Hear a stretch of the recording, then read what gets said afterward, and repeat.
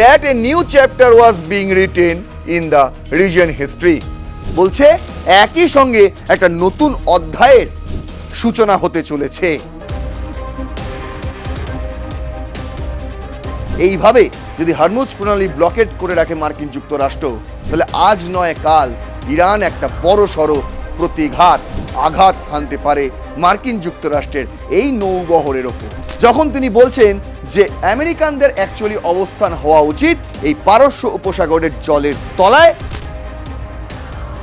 বলছে সাধারণ মানুষের মানবিকতার মূল্যবোধের ওপর আঘাত এটা। কিন্তু যদি স্ট্রাইক হয় এবার ইরানের ওপর, তাহলে আমরা তার পাল্টা এমন ভাবে দেব যেটা হবে প্রলং, দীর্ঘমেয়াদী আর পেইনফুল ব্লো। ইরানের যে ইউরেনিয়াম কর্মসূচি, ইরানের যে পারমাণবিক কর্মসূচি, তা ইরানের গতিতেই চলবে। তার উপর কোনো দেশের হস্তক্ষেপ তারা মেনে নেবে না।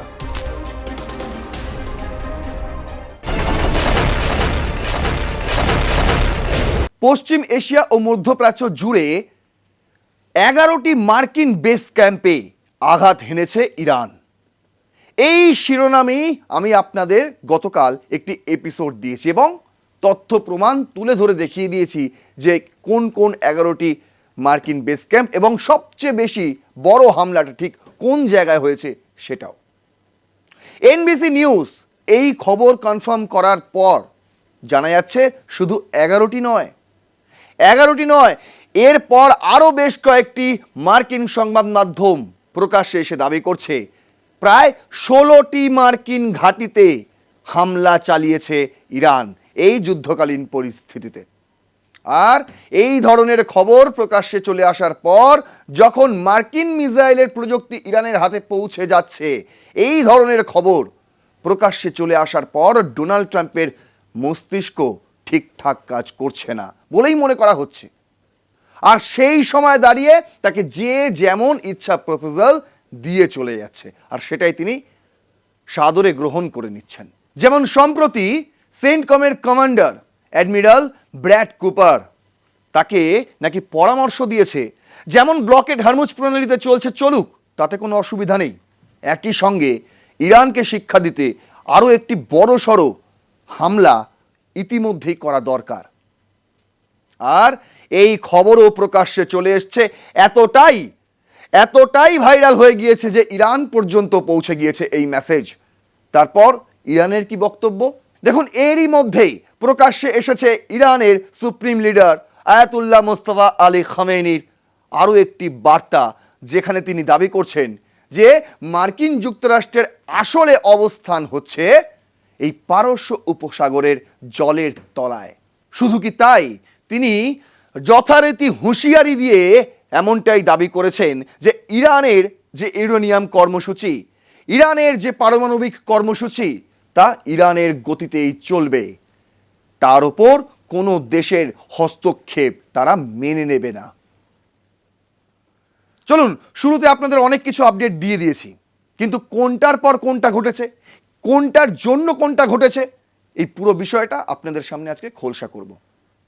এই মুহূর্তে আপনারা জানেন সবচেয়ে বড় একটা আঘাত আসতে চলেছে ইরানের ওপর, তেমনটাই প্ল্যান চলছে মার্কিন যুক্তরাষ্ট্রে সহ ইসরায়েলে। কিন্তু এই হামলার আশঙ্কায় ইরান কি ভয় পাচ্ছে, সেই বিষয়টাই আজকে আপনাদের সামনে তুলে ধরব। শুরু করছি রণক্ষেত্র, আপনাদের সঙ্গে রয়েছে আমি নারায়ণ। আজ আমাদের হেডলাইন যে Iran fears major attack. Iran কি সত্যি একটা বড় সড়ো হামলার আশঙ্কায় ভয় পাচ্ছে? এই প্রশ্নের উত্তর জানতে গেলে আপনাকে জানতে হবে যে গত কয়েক ঘন্টায় সবচেয়ে মেজর ঘটনাগুলি ঠিক কি ঘটেছে। যেমন প্রথম স্লাইডে আমি আপনাদের জন্য রেখেছি যে attack on Sumud fleet from Israel, 22 ships hijacked, 31 Turkish in the convoy। এই হচ্ছে সেই ছবি যা আইডিএফ এর তরফে ইতিমধ্যেই প্রকাশ্যে আনা হয়েছে, যে ছবি প্রকাশ্যে এনে দাবি করা হয়েছে যে ইসরায়েল এই মুহূর্তে সুমুদ ফ্লিটের 22টি শিপ তারা হাইজ্যাক করেছে। একই সঙ্গে 31 জন তুর্কির বাসিন্দা তাদেরকে জিম্মি করে রাখা হয়েছে। গল্পটা অ্যাকচুয়ালি কি ছিল দেখুন। বলছে the global Sumud fleet which set out with 58 boats and 345 participants from 39 different countries to deliver humanitarian aid to Gaza was intercepted by the Israeli Navy in the Mediterranean. বলছে 58খানা বোট নিয়ে 345 জন যারা 39টি বিভিন্ন দেশ থেকে এসে একসঙ্গে একটি নৌবহর তৈরি করেছিল, যার নাম দেওয়া হয়েছিল গ্লোবাল সুমুদ ফ্লিট। সেই নৌবহর নিয়ে গাজাতে যাচ্ছিল তারা ত্রাণ দিতে। তার মধ্যে খাবার দাবার ছিল, ওষুধ ছিল, অনেক কিছু ছিল, সেটা দিতে তারা যাচ্ছিল। কিন্তু মাঝপথেই তাদের ইসরায়েলি নেভি হাইজ্যাক করে এবং তাদের জিম্মি করে রাখে। কি বলছে তারপর? The global Sumud fleet includes 345 participants from 39 different countries. It was stated that 178 of the participants joined the ship from Spain. Spain থেকে 178 জন এই নৌবহরে যোগদান করেছিল। অন্যদিকে 167 ফ্রম ইতালি, ইতালি থেকে উঠেছিল কজন? 167 জন। There are also 31 Turkish activist on the fleet. এর মধ্যেই ছিল 31 জন তুর্কিরও বাসিন্দা। The global Sumud fleet 2026 spring mission aimed at breaking Israel blockade on Gaza and delivering vital humanitarian aid set sail from Barcelona, Spain on April 12। বলছে এর উদ্দেশ্য ছিল একটাই, যে গাজাকে যেভাবে ইসরায়েল ব্লকেট করে রেখেছে সেই অবরোধ ভাঙা, এবং গাজাতে ইতিমধ্যে যারা ক্ষতিগ্রস্ত, যাদের মাথার ওপর ছাদ পর্যন্ত নেই, তাদেরকে একটুখানি খাবার দাবার দেওয়া, তাদের চিকিৎসার জন্য ওষুধ, যাবতীয় ফার্স্ট এড, এই সমস্ত কিছু নিয়ে 12ই এপ্রিল স্পেনের বার্সেলোনা থেকে এই মিশন শুরু হয়। এই নৌবহরের মিশন শুরু হয়েছিল, যেখানে বলা হচ্ছে কি 345 জন পার্টিসিপেট ছিল বিভিন্ন দেশ থেকে, প্রায় 39টি দেশ থেকে, with participant joining from Italy's Sicily island. From then 60 boats set out into the Mediterranean again on April 26 and on the night of April 29। বলছে 26শে এপ্রিল এটি এসে পৌঁছয়, নৌবহরটি এসে পৌঁছয় কোথায়? ইতালিতে। ইতালি থেকে কমসে কম মোর দেন 60টি এরকম নৌকা একসঙ্গে যাত্রা শুরু করেছিল কোথায়? গাজার উদ্দেশ্যে।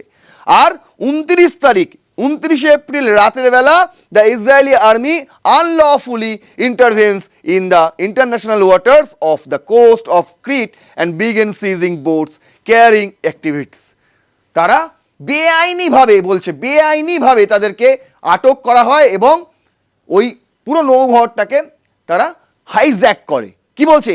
According to information based on Israeli army radio, Israeli army radio এই খবর তারা প্রকাশ্যে আনে, তারাই সংবাদ মাধ্যমে ছড়িয়ে দেয় যে আমরা এই ধরনের কাণ্ড ঘটিয়েছি। The Israeli navy capture 22 of the boats, the 58 belonging to the global Sumud fleet.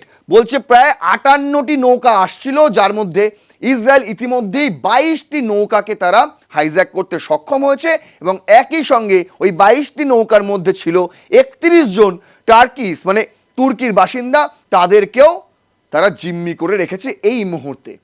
আপনাদের আপডেটটা দিলাম। এর নিন্দে করেছে ইরান। দেখুন, মেহের নিউজ এজেন্সি একটা খবর করেছে, সেখানে বলা হচ্ছে Tehran condemns attack on Gaza bound Sumud flotilla. বলছে এই ধরনের কাজ অত্যন্ত নিন্দাজনক, এবং বলছে সাধারণ মানুষের যারা ইতিমধ্যে ক্ষতিগ্রস্ত গাজায়, আপনি দেখবেন ছবিগুলো কি অবস্থা, যা অবস্থা গাজার করেছে এই একই অবস্থা ইসরায়েল লেবাননেরও করছে।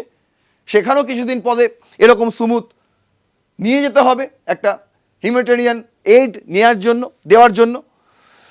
যখন এই ধরনের একটা মিশন গোটা মানে 39টি দেশ নিয়েছে, তখন তাদেরকে এই ধরনের আটক করাটাকে মোটেই ভালো চোখে দেখছে না তেহরান।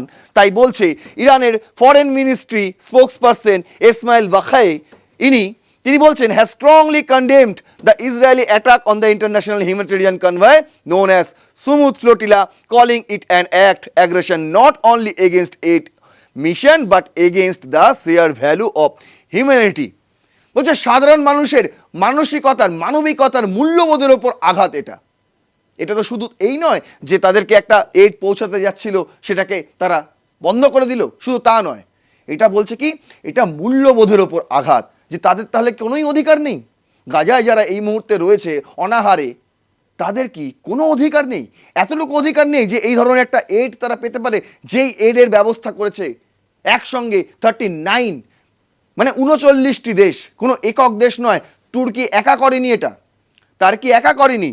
কি বলছে, Bakay underscored the humanitarian nature of the Sumut flotilla, which he described as an international initiative drawing participants from dozens of countries united in their support for Palestine cause, with the explicit goal of breaking an unlawful siege of Gaza and delivering desperately needed aid to its civilian populations. যেখানে একই কথা, আমি যা বললাম সেই একই কথা Meher news agency ছেপেছে, যেখানে এতগুলো দেশ একসঙ্গে একটা উদ্যোগ নিয়েছে, তাই না? এটাকে আপনি বলতে পারেন না যে সন্ত্রাসবাদী কার্যকলাপ? কখনোই বলতে পারবেন না। যেখানে এতগুলো দেশ, বিশেষ করে ইউরোপের দেশগুলি এবং ইউরোপের স্পেন, সেখান থেকে এটি যাত্রা শুরু করেছে। মাঝখানে তারা থেমেছিল কোথায়? ইতালিতে। মানে বুঝতে ভাবুন, যদি এখন আপনি স্পেন এবং ইতালিকে বলেন যে তারা সন্ত্রাসবাদী কার্যকলাপের সঙ্গে যুক্ত, তাহলে এর থেকে মূর্খমি আর কিছু হবে বলে আমার মনে হয় না। তারপর কি বলছে, the attack on the Sumud convoy is not merely an assault on the relief mission. বলছে এটা শুধু রিলিফ মিশনের ওপর আঘাত এনেছে তা কিন্তু নয়, it is a blow to the acquaint conscience and humanity and to our common human values. Baghaei stated, বলছে আমাদের কমন হিউম্যান যে ভ্যালু, সেই মূল্যবোধের ওপর আঘাত এনেছে ইসরায়েলের এই ধরনের কার্যকলাপ। দেখুন, একদিকে যেমন ইসরায়েলের কর্মকাণ্ডের নিন্দে করছে ইরান, তখন ইরানের ওপর এবার বড়সড় একটা হামলা চালানোর জন্য মার্কিন যুক্তরাষ্ট্র নাকি বড়সড় একটা প্ল্যান করছে। অ্যাক্সিয়াস ছেপেছে, 29শে এপ্রিল এই খবর ছাপা হয়েছিল। বলছে কি, commanders to brief Trump on new Iran military options Thursday. বৃহস্পতিবারই ডোনাল্ড ট্রাম্পকে নাকি একটা নতুন পরিকল্পনার কথা, নতুন বিকল্পের কথা জানানো হয়েছে, কি হবে ইরানকে টাইট দেওয়া যায়। কি লেখা হয়েছে এখানে, বলছে president Trump is stated in to receive a briefing on new plans for potential military action in Iran on Thursday from CENTCOM commander admiral Brad Cooper to source with knowledge tell Axios. বলছে দুটো বিশ্বস্ত সূত্র থেকে এই খবর Axios ছেপেছে। তারা বলছে কি, সেন্টকমের কমান্ডার অ্যাডমিরাল ব্র্যাড কুপার, ইনি ডোনাল্ড ট্রাম্পকে গত বৃহস্পতিবার নাকি চুপি সারে কিছু পরিকল্পনা এবং বিকল্প বাতলে দিয়েছে কিভাবে ইরানের ওপর আবার নতুন করে আঘাত হানা যায়।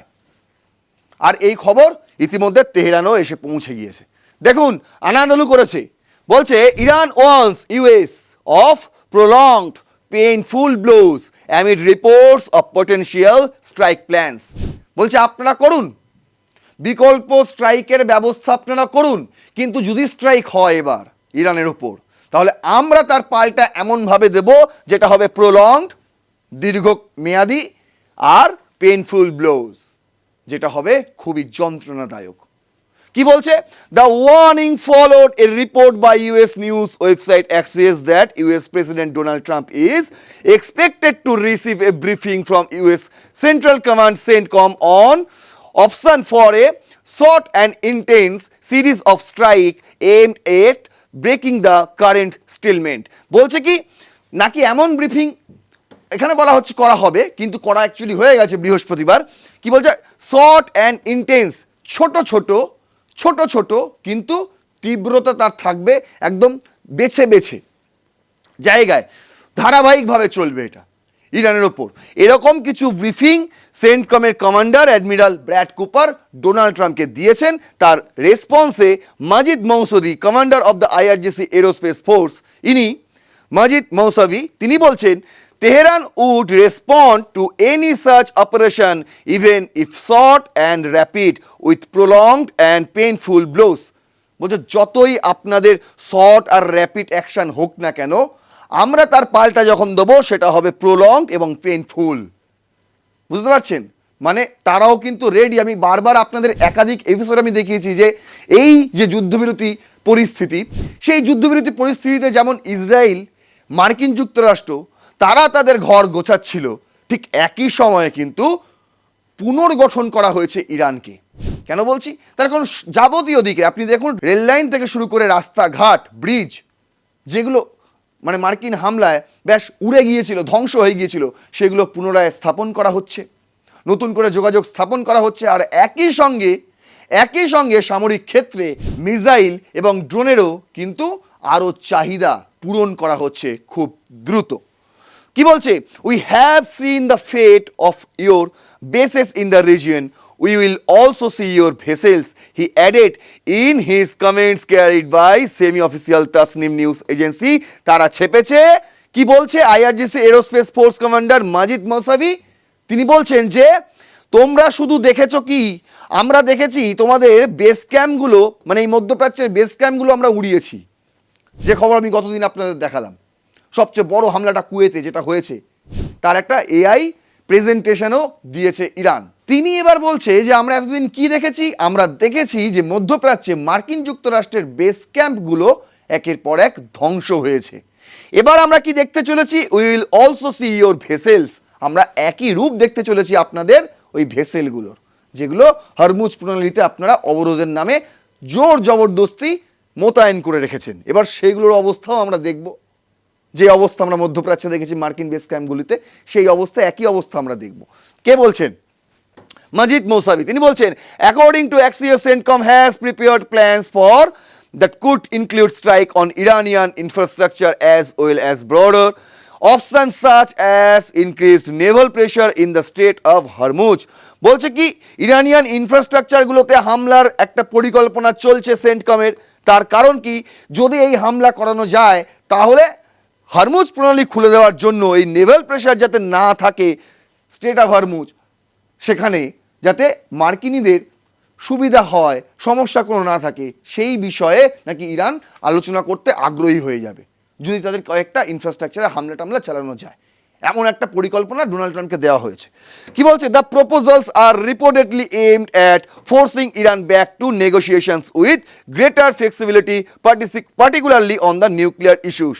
একই সঙ্গে ইরানকে তারা আলোচনার টেবিলে আনতে পারবে এবং গ্রেটার ফ্লেক্সিবিলিটির জন্য একটা আলোচনা করা যাবে, এবং পার্টিকুলারলি দ্য নিউক্লিয়ার ইস্যুস, এই সঙ্গে পারমাণবিক ইস্যুও ঢুকিয়ে দেওয়া হচ্ছে। বলছে এইভাবে চাপ সৃষ্টি করলে ইরানকে পারমাণবিক কর্মসূচি থেকে বাদ দেওয়া যেতে পারে, তাদের উপর আরও বেশি করে এই ধরনের মানে কি ইনফ্রাস্ট্রাকচারে হামলা করব, ইরান এসে বলবে না না করো না করো না, তখন তাদেরকে বলা হবে তাহলে তুমি পারমাণবিক কর্মসূচি বন্ধ করে দাও, তখন ইরান বন্ধ করে দেবে। এটা হচ্ছে নাকি বুদ্ধি।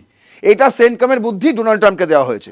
কি বলছে? The report also said Washington is considering step or to secure maritime routes in the strait of Hormuz and is preparing for possible Iranian retaliations. আর একই সঙ্গে মার্কিন যুক্তরাষ্ট্র কি করছে? স্ট্রেট অফ হরমুজেও তাদের অবরোধ আরও শক্ত করে তুলছে। তার কারণ ইতিমধ্যেই মার্কিন যুক্তরাষ্ট্রের কাছেও মেসেজ এসছে যে আরও বেশি দিন এইভাবে যদি হরমুজ প্রণালী ব্লকেট করে রাখে মার্কিন যুক্তরাষ্ট্র, তাহলে আজ নয় কাল ইরান একটা বড় সড়ো আঘাত হানতে পারে মার্কিন যুক্তরাষ্ট্রের এই নৌবহরের ওপর। সেই কারণে তারাও তাদের মতন করে রেডি হচ্ছে কিভাবে ইরান যদি হামলা করে তার পাল্টা দেওয়া যায়। অন্যদিকে দেখুন, যখন তাদের IRGCর এরোস্পেস ফোর্সের কমান্ডার মাজিদ মৌসাভি এই ধরনের হুমকি তারা দিচ্ছেন, হুঁশিয়ারি তারা দিচ্ছেন, অন্যদিকে ইরানের সুপ্রিম লিডার মোস্তফা খামেনি তিনিও একটি বার্তা জনসমক্ষে দিয়েছেন। তার সেই বার্তাটি ইরানের রাষ্ট্রীয় চ্যানেলে পড়ে শোনানো হয়। কি বলছে? France 24, Iran supreme's leader tells US its only place in Persian Gulf is at bottom of its water. Persian গালফে অ্যাকচুয়ালি মার্কিন যুক্তরাষ্ট্রের কোথায় থাকা উচিত? যে জলের তলায়। কে বলছেন এই কথা? ইরানের সুপ্রিম লিডার মোস্তফা খামেনি। তিনি বলছেন, in a statement read by a state television anchor, Ayatollah Mustafa Khamenei said the only place Americans belonged in the Persian Gulf is at the bottom of its water and that a new chapter was being written in the region history. বলছে একই সঙ্গে একটা নতুন অধ্যায়ের সূচনা হতে চলেছে যখন তিনি বলছেন যে আমেরিকানদের অ্যাকচুয়ালি অবস্থান হওয়া উচিত এই পারস্য উপসাগরের জলের তলায়, একই সঙ্গে তিনি এই কথাও বলছেন যে এটা হওয়ার সঙ্গে সঙ্গে কি হবে, নতুন একটি অধ্যায়ের সূচনা হবে। Today, 2 months after the largest military deployment and aggressions by the world's bullings in region and the United States disgraceful defeat in the plans, a new chapter is unfolding for Persian Gulf and the Strait of Hormuz, said Khamenei in message read on the state television. শুধু তাই নয়, RT Russian TV তারা tweet করে লিখেছে যে Mostafa Khamenei vows in fresh statement that Iran will never surrender in nuclear and missile capabilities. Iran কখনোই surrender করবে না তাদের পরমাণু কর্মসূচি নিয়ে, একদম প্রকাশ্যে জানিয়েছেন মোস্তফা খামেনি। তিনি বলছেন 90 million proud Iranians are guardian of nuclear and missile technology. বলছে 90 মিলিয়ন ইরানিয়ান তারাই হচ্ছে এই টেকনোলজির, যাই বলুন নিউক্লিয়ার টেকনোলজি হোক বা মিসাইল টেকনোলজি হোক, এই টেকনোলজির অভিভাবক হচ্ছে ইরানের প্রত্যেকটি বাসিন্দা। এখানে একা রাজত্ব কেউ করে না, এটা হচ্ছে তার বক্তব্য। একই সঙ্গে তিনি বলেছেন, মার্কিন যুক্তরাষ্ট্রকে বার্তা দিয়েছেন, তোমরা জলের তলায় থাকার তোমাদের কথা, তোমরা জলের তলাতেই ঢুকে যাও।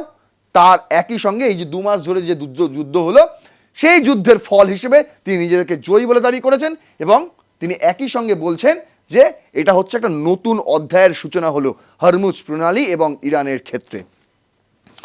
একদম শেষে আপনাদের দেখাই যে বিতর্ক শুরু হয়েছিল ফিফা ওয়ার্ল্ড কাপ নিয়ে, হয়নি? ডোনাল্ড ট্রাম্পকে যে এই ব্র্যাড কুপারের মতনই একজন এসে পরামর্শ দিয়েছিলেন যে ইরানকে সরিয়ে দেওয়া হোক, তার বদলে ইতালি যে যোগ্যতা অর্জন করতে পারেনি তাকে ঢুকিয়ে দেওয়া হোক, এমন একটা পরামর্শ দেওয়া হয়েছিল ডোনাল্ড ট্রাম্পকে। আর এই পরামর্শ ইতালি পর্যন্ত যাওয়াতে ইতালির কী প্রতিক্রিয়া ছিল সেটাও আপনাদের আমি জানিয়েছি। তারা বলছে না এইভাবে খেলা যায় না, আমরা মাঠে খেলে যোগ্যতা অর্জন করতে চাই, কূটনৈতিক টেবিলে নয়। এবার দেখুন এই বিতর্ক এখন এতটাই ছড়িয়ে গিয়েছে যে কানাডায় যে ফিফা কংগ্রেস অনুষ্ঠিত হলো সেখানে পর্যন্ত ইরান ছিল না। দেখুন বিবিসি স্পোর্ট করছে যে Iran miss FIFA congress but will play at World Cup. কে বলেছে এটা? এটা ফিফা প্রেসিডেন্ট নিজে বলেছেন যে হ্যাঁ ইরান ফিফা কংগ্রেস মিস করতে পারে কিন্তু তারা বিশ্বকাপ খেলছে। ডোনাল্ড ট্রাম্প এবং তার সাগরেদদের যে পরিকল্পনা ছিল সেটা এখন বিষ বাণু জলে। এই বক্তব্য শোনার পর কি বলছে, there has been uncertainty over Iran's participation in tournament because of the war with the US and Israel. ইসরায়েলের সঙ্গে যে যুদ্ধ চলছে তার কারণে একটা অনিশ্চিত হয়ে পড়েছে যে ইরান আসলেই তারা বিশ্বকাপ খেলতে আমেরিকাতে যাবে হ্যাঁ কি না। তার কারণ তারা যোগ্যতা অর্জন করেছে বিশ্বকাপের জন্য, তারা বিশ্বকাপের জন্য যোগ্যতা অর্জন করেছে। কি বলছে ইনফ্যান্টানিনো অ্যাডেড, ফিফা প্রেসিডেন্ট, তিনি বলছেন of course Iran will play in the United states of America. Iran অবশ্যই আমেরিকায় বিশ্বকাপ খেলতে যাবে। The reason for that is simple, বলছে এর কারণ একদম অতি সামান্য, সিম্পল, খুবই সহজ, because we have to unite. তার কারণ হচ্ছে আমরা এক হতে চাই, আমরা ঐক্যবদ্ধ হতে চাই। We have to bring people together, আমরা আরও মানুষকে নিয়ে একযোগে ঐক্যবদ্ধ হতে চাই। এটাই তো ফুটবল, এটাই তো ফুটবল। ফুটবলে কি আর কোনো কূটনীতি কাজ করে? সেটা হচ্ছে খেলার মাঠে, মাঠের বাইরে নয়। কি বলছে Iranian football federation officials including it's president Mehedi Taj had been due to attend the FIFA Congress in Vancouver, but the nation was the only one from 211 not present. বলছে 211টি দেশের মধ্যে একমাত্র ইরান যে দেশ এই ফিফা কংগ্রেসে যেতে পারেনি, যেটা ভ্যানকুভারে আয়োজন করা হয়েছিল। কিন্তু দেখুন বলছে কি ইরানের ফুটবল ফেডারেশনের যে প্রেসিডেন্ট মেহেদি তাজ, তিনি কিন্তু সব রকম ব্যবস্থা করে সেরে রেখেছিলেন যে তিনি কানাডায় যাবেন, কিন্তু শেষ মুহূর্তে কেন তিনি যাননি সেটা বলছে the Iranian news agency Tasnim had earlier reported that delegation turned back at the border control. বলছে বর্ডার কন্ট্রোলেই নাকি ডেলিগেশন প্রতিনিধি দল তারা ব্যাক করেছে। কেন? Citing their treatment by Canadian immigration authorities. Canadian immigration authorities বাধার সম্মুখীন হওয়ার পর তারা আর কানাডায় যেতে পারেনি, বর্ডার এলাকা থেকেই তারা ব্যাক করেছে। কি বলছে কানাডার foreign affairs minister Anita Anand said her understanding is that there was a revocation of the permissions to enter the country. Taj is said to have ties to the Islamic Revolutionary Guard Corps, which is designated as a terrorist organization in Canada. Anita Anand তিনি এই মুহূর্তে কানাডার foreign affairs minister, ঠিক আছে, এই হচ্ছেন সেই মহিলা যিনি বলছেন যে আমরা তাজকে আসতে দিতে পারি না। কে তাজ? এই যে মেহেদি তাজ, ইরানের ফুটবল ফেডারেশনের প্রেসিডেন্ট, বলছে তাকে তো আমরা আসতে দিতে পারি না আমাদের দেশে, তার কারণ তার সঙ্গে আইআরজিসির যোগসাজশ রয়েছে। সেই আইআরজিসি, যে আইআরজিসিকে কানাডা একটি সন্ত্রাসবাদী সংগঠন হিসেবেই মনে করে, আর সেই কারণে কোনো সন্ত্রাসবাদী সংগঠনের সদস্যকে আমরা আমাদের দেশে ঢুকতে দিতে পারি না। বলছে IRGC member are prohibited from coming when asked about the issues earlier on Thursday. তাকে যখন এই বিষয়ে জিজ্ঞাসা করা হয় তিনি একটাই কথা বলেন যে আইআরজিসির কোনো সদস্য আমাদের দেশে ঢুকতে পারে না, এটা নিয়ম বহির্ভূত। কিন্তু ঠিক আছে, মানা গেল কানাডায় তারা ফিফা কংগ্রেসে অংশগ্রহণ করতে পারেনি, কিন্তু ফুটবল টিমের সঙ্গে যদি এই যে অভিযোগ তার উপর দেওয়া হচ্ছে মেহেদি তাজের ওপর, অতীতে তিনি আইআরজিসির হয়ে সক্রিয় ভূমিকা পালন করেছেন এরকম কিছু অভিযোগ তার বিরুদ্ধে আনা হচ্ছে, যদি এই কারণে কানাডা তাকে ঢুকতে দিতে না চায়, ঠিক আছে দিল না, অসুবিধা নেই। কিন্তু ফিফার প্রেসিডেন্ট তিনি বলে দিয়েছেন যে ইরান ফুটবল খেলছে এবং ফুটবল তারা সেখানেই খেলবে যেখানে আয়োজন হচ্ছে।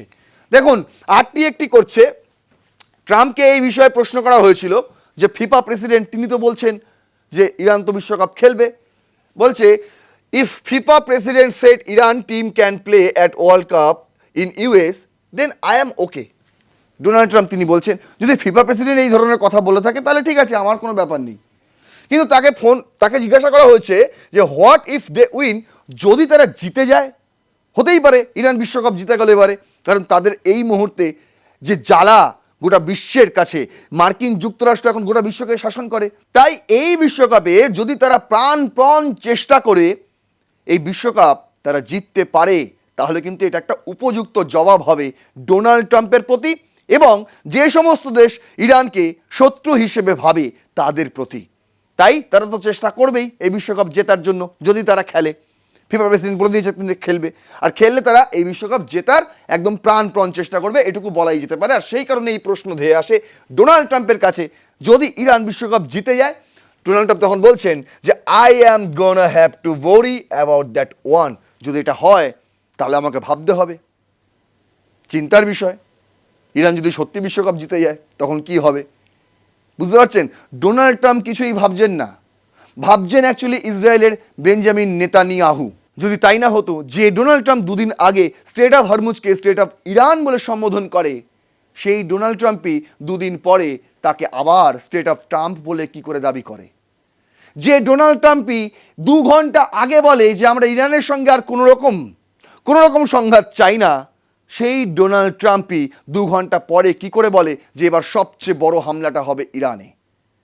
যে ডোনাল্ড ট্রাম্প তিনি নিজে থেকে যুদ্ধবিরতির সময় কাল বাড়িয়ে দেন, সেই ডোনাল্ড ট্রাম্পই আবার কিভাবে সেন্টকমের অ্যাডমিরালের পরামর্শ নিয়ে ইরানের নতুন হামলার ষড়যন্ত্রর ব্লুপ্রিন্ট তৈরি করেন।